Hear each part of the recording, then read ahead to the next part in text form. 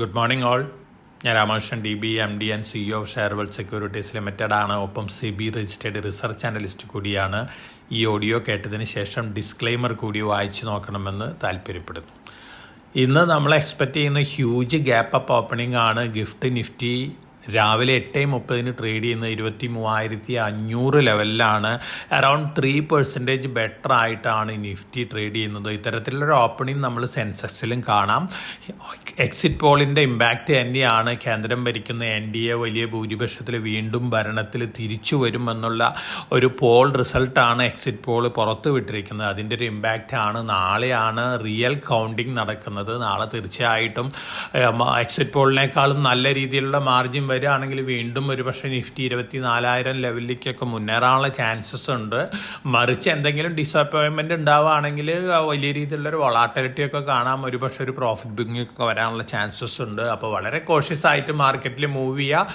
കഴിഞ്ഞ ആഴ്ചയിൽ option സ്ട്രാറ്റജികൾ apply ചെയ്തിട്ടുള്ള ഇൻവെസ്റ്റേഴ്സ് ഇന്നും നാളെയായിട്ട് ആ സ്ട്രാറ്റജികളിൽ നിന്ന് മാക്സിമം പ്രോഫിറ്റ് എടുക്കേണ്ടത് ആവശ്യമാണ്. കാരണം കഴിഞ്ഞ ആഴ്ചയിൽ സ്ട്രാറ്റജി അപ്ലൈ ചെയ്താൽ തന്നെ ഈ ആഴ്ചയിലത്തെ ഗെയിനായിട്ട് നോക്കുമ്പോൾ വളരെ മൈന്യൂട്ടായിട്ടുള്ള ഗെയിൻ ആണ് പല സ്ട്രാറ്റജികളിലും കിട്ടിയിട്ടുണ്ടാവുക. അതുകൊണ്ട് തന്നെ വളരെ ഇമ്മീഡിയറ്റ് ആയിട്ട് വീക്കിലി ഓപ്ഷൻ സ്ട്രാറ്റജികൾ അപ്ലൈ ചെയ്തിട്ടുള്ള ഇൻവെസ്റ്റേഴ്സ് ഇമ്മീഡിയറ്റ് ആയിട്ട് പ്രോഫിറ്റ് ബുക്ക് ചെയ്യുന്നത് നന്നായിരിക്കും.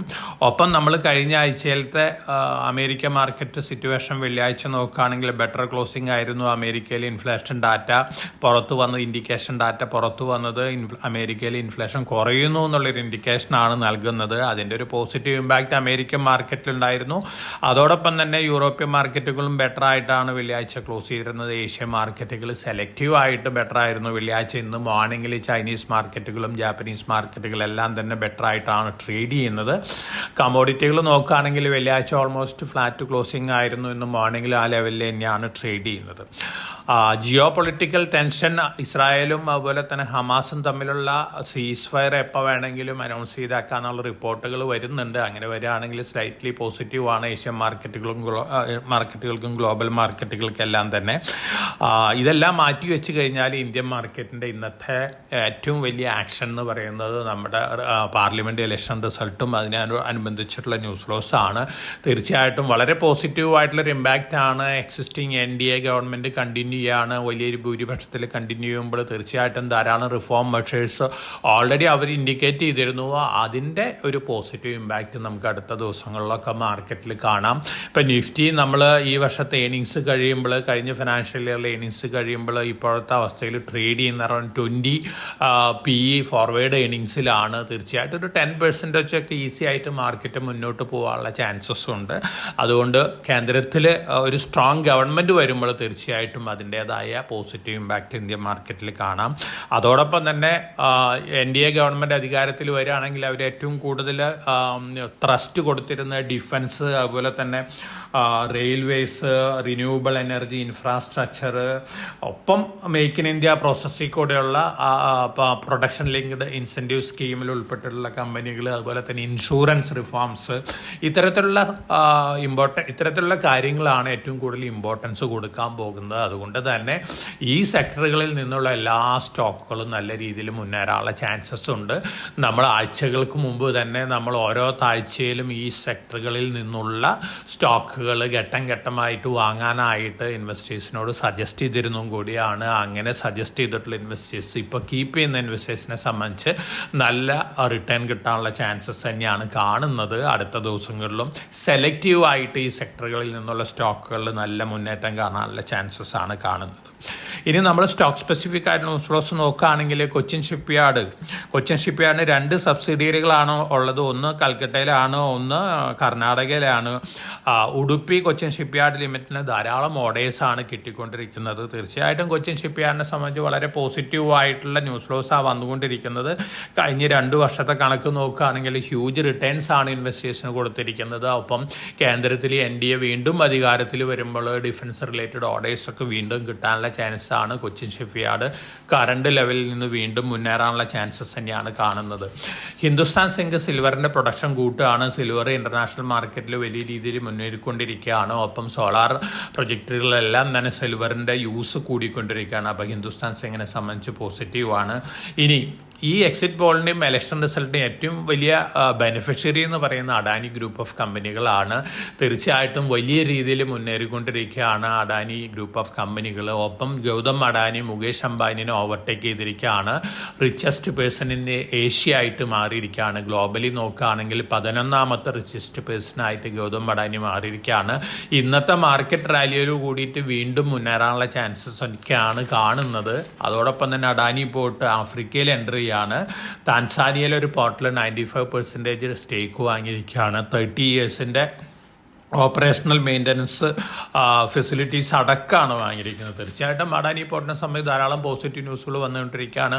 ഓവറോൾ അഡാനി ഗ്രൂപ്പ് ഓഫ് കമ്പനികൾ നല്ല രീതിയിൽ ഇന്ന് മുന്നേറാനുള്ള ചാൻസസ് തന്നെയാണ് കാണുന്നത്. നമ്മൾ കഴിഞ്ഞ മാസത്തെ റിസൾട്ട് ആനുവൽ സെയിൽസ് നോക്കുകയാണെങ്കിൽ, ഓട്ടോമൊബൈൽ സെയിൽസ് നോക്കുകയാണെങ്കിൽ SML ഇസുസു എക്സലൻറ്റ് സെയിൽസ് ഫിഗേഴ്സാണ് കഴിഞ്ഞ മന്തിൽ കാഴ്ചവെച്ചിട്ടുള്ളത്. അതുപോലെ തന്നെ M&M, TVS മോട്ടോഴ്സ്, ഈ കമ്പനികളുടെ എല്ലാം സെയിൽസ് ഫിഗേഴ്സ് നല്ല സെയിൽസ് ഫിഗേഴ്സാണ്.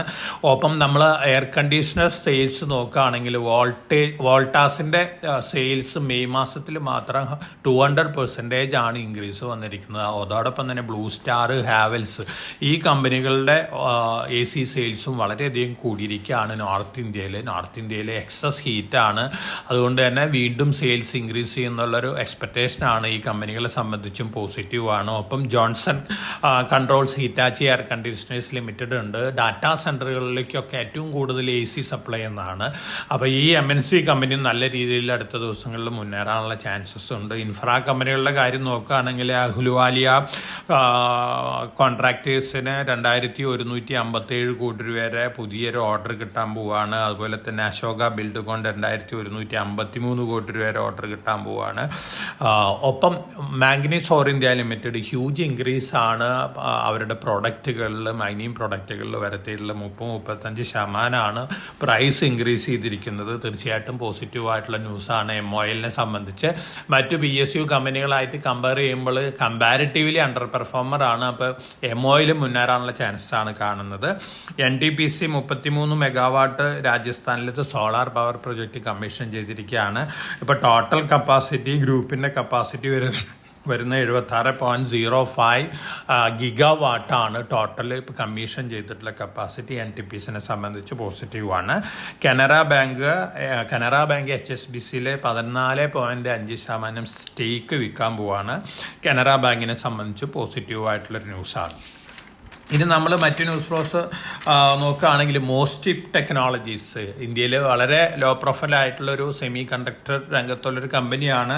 509.37 കോടി രൂപയുടെ ഓർഡർ കിട്ടിയിരിക്കുകയാണ്. തീർച്ചയായിട്ടും വളരെ പോസിറ്റീവായിട്ടുള്ള ന്യൂസാണ്. ഇത്രയും ബിഗ് ഓർഡർ ആദ്യമായിട്ടാണ് ഈ കമ്പനിക്ക് കിട്ടുന്നത്. ഈ കമ്പനിയുടെ സ്റ്റോക്ക് നല്ല രീതിയിൽ മുന്നേറാനുള്ള ചാൻസ് ഉണ്ട്. അറൗണ്ട് 130 റുപ്പീസ് പെർ ഷെയർ ആണ് ഇപ്പോൾ ട്രേഡിംഗ് നടക്കുന്നത്. 2 രൂപയാണ് ഫേസ് വാല്യൂ. അപ്പോൾ ഈ ചിപ്പ് സെമി കണ്ടക്ടർ രംഗത്തുള്ള ലോ പ്രൊഫൈൽ കമ്പനിയാണ് മോസ്റ്റിപ്പ്. നല്ല രീതിയിൽ മുന്നേറാനുള്ള ചാൻസസ് തന്നെയാണ് കാണുന്നത്. ഇനി നമ്മുടെ തന്നെ ഒരു ടോപ്പിക് ഉള്ളതെന്നായിരുന്നു ട്രെൻഡ്. ഹ്യൂജ് റിട്ടേൺ ആണ് ഇൻവെസ്റ്റേഴ്സിന് കൊടുത്തിട്ടുള്ളത്. അവർ ഇൻ്റർനാഷണൽ മാർക്കറ്റുകളിലേക്കും സുഡിയോ ബ്രാൻഡായിട്ട് എൻ്റർ ചെയ്യാണ്. ആദ്യമായിട്ട് ദുബായിലാണ് സ്റ്റാർട്ട് ചെയ്യാൻ പോകുന്നത്. വളരെ പോസിറ്റീവ് ന്യൂസാണ്. കാരണം ഇന്ത്യയിലത്തെ ആ മോഡലും അതുപോലെ തന്നെ ക്വാളിറ്റിയും പ്രൈസും ഒക്കെ ഇൻ്റർനാഷണൽ മാർക്കറ്റിലേക്ക് എൻ്റർ ചെയ്യുകയാണെങ്കിൽ വളരെ അട്രാക്റ്റീവ് ആയിരിക്കും. ട്രെൻഡിനെ സംബന്ധിച്ച് ധാരാളം ഫോറിൻ ഇൻഫ്ലോ വരാൻ ചാൻസസ് ഉള്ള ഒരു ന്യൂസ് കൂടിയാണത്. ദുബായിലൊക്കെ എൻ്റർ ചെയ്യുകയാണെങ്കിൽ തീർച്ചയായിട്ടും സുഡിയ ഔട്ട് പെർഫോം ചെയ്യുന്നുള്ള ഒരു കാര്യം തീർച്ചയാണ്. ട്രെൻഡിനെ സംബന്ധിച്ച് വളരെ പോസിറ്റീവാണ്. ഒപ്പം അവരുടെ സൂപ്പർ മാർക്കറ്റ് സ്റ്റാർ ബസാറും കൂടി അവർ അക്രോസ് ഇന്ത്യയിൽ ഡെവലപ്പ് ചെയ്യാൻ പോകണം, എക്സ്പാൻഡ് ചെയ്യാൻ പോകണം. ട്രെൻഡ് വരും ദിവസങ്ങളിലും നല്ല രീതിയിൽ മുന്നേറാൻ ചാൻസ് ഉള്ള ഒരു കമ്പനിയാണ്. ടാറ്റ ഗ്രൂപ്പിൻ്റെ വളരെ ഇമ്മീഡിയറ്റ് ആയിട്ട് ഏറ്റവും കൂടുതൽ ഇൻവെസ്റ്റേഴ്സിന് ഹ്യൂജ് റിട്ടേൺ നൽകിയിട്ടുള്ള ഒരു കമ്പനിയും കൂടിയാണ്. ഫാർദറും നല്ല രീതിയിലും ഇൻവെസ്റ്റേഴ്സിന് റിട്ടേൺ കൊടുക്കുമെന്നുള്ളൊരു എക്സ്പെക്റ്റേഷനാണ്. REC PSU NBFC ആണ് 1.45 ലക്ഷം കോടി രൂപയ്ക്കുള്ള ബോണ്ടുകൾ 1-2 ട്രാഞ്ചസ് ആയിട്ട് പിരിക്കാൻ പോവാണ്. ഇനി പുതിയ ഗവൺമെൻറ് വരുമ്പോൾ തീർച്ചയായിട്ടും solar, defence related, infra related രംഗത്താണ് ഏറ്റവും കൂടുതൽ ഊന്നൽ നൽകാൻ പോകുന്നത്. അതുകൊണ്ട് തന്നെ RECയുടെ ഫണ്ട് റേസിംഗ് പ്ലാനുകൾ RECനെ സംബന്ധിച്ച് വളരെ പോസിറ്റീവ് ആയിരിക്കുന്നുള്ള എക്സ്പെക്റ്റേഷനൊക്കെയാണ്. അപ്പോൾ ഓവറോൾ നമ്മൾ ഇന്ന് വളരെ പ്രോമിസിങ് ആയിട്ടുള്ള ഒരു ഗ്യാപ്പ് അപ്പ് ഓപ്പണിംഗ് ആണ് എക്സ്പെക്ട് ചെയ്യുന്നത്. നല്ല പ്രോഫിറ്റബിലിറ്റി ഉള്ള ഇൻവെസ്റ്റേഴ്സ് ഹൈലി പ്രോഫിറ്റബിൾ ആയിട്ടുള്ള പല സ്റ്റോക്കുകളിലും കുറേയൊക്കെ പ്രോഫിറ്റ് ഹയർ ലെവലിൽ എടുക്കുന്നത് നന്നായിരിക്കും. സ്റ്റേബിൾ ഗവൺമെൻറ് ആണ് വരുന്നത്. മുന്നോട്ടുള്ള കാര്യങ്ങളും പോസിറ്റീവ് തന്നെയാണ്. എന്നിരുന്നാലും ആസ് എൻ ഇൻവെസ്റ്റർ എന്നുള്ള നിലയ്ക്ക് ഇമ്മീഡിയറ്റ് ആയിട്ട് പേയ്മെൻ്റ് ഒക്കെ ആവശ്യമുള്ള ഇൻവെസ്റ്റേഴ്സ് ഹൈലി പ്രോഫിറ്റബിലിറ്റി ഉള്ള സ്റ്റോക്കുകളിൽ കുറേയൊക്കെ പ്രോഫിറ്റ് ബുക്ക് ചെയ്യുന്ന കാര്യം നന്നായിരിക്കും. അപ്പോൾ വളരെ കോഷ്യസ് ആയിട്ട് മാർക്കറ്റിൽ മൂവ് ചെയ്യുക. നമ്മൾ ഇന്ന് എക്സ്പെക്ട് ചെയ്യുന്ന വളരെ ജൂബിലൻ്റ് ആയിട്ടുള്ള മൂഡാണ് മാർക്കറ്റിന്. നാളെ നമ്മുടെ പാർലമെൻറ്റ് ഇലക്ഷൻ്റെ കൗണ്ടിങ്ങും കൂടി കഴിഞ്ഞതിന് ശേഷമാണ് നമുക്ക് വ്യക്തമായിട്ടുള്ള ട്രെൻഡ് എത്രത്തോളം പോസിറ്റീവ് ഇമ്പാക്റ്റ് ഫർദർ ഉണ്ടാവുമെന്ന് നമുക്ക് തീരുമാനിക്കാനായിട്ട് സാധിക്കുള്ളൂ. അതുവരെ വളരെ കോഷ്യസ് ആയിട്ട് മാർക്കറ്റിൽ മൂവ് ചെയ്യുക. അപ്പോൾ എല്ലാവർക്കും നല്ല ഒരു ട്രേഡിംഗ് ഡേ, ഇൻവെസ്റ്റിംഗ് ഡേ ആശംസിച്ചുകൊണ്ട് ഞാൻ ഇന്നത്തെ പ്രീ മാർക്കറ്റ് കമൻട്രി അവസാനിപ്പിക്കുകയാണ്. Thank you.